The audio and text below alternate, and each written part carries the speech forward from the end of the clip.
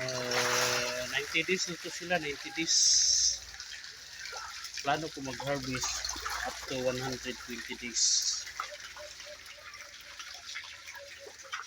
Mag-start mo ng harvest 120 days. Yun naman ang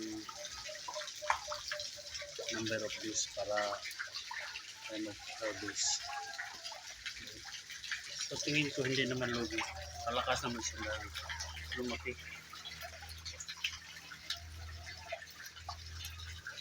Ganda tingnan. Lote lang pinakain ko. Yung pagkain ko, yung pagkain ng bangus at saka isda.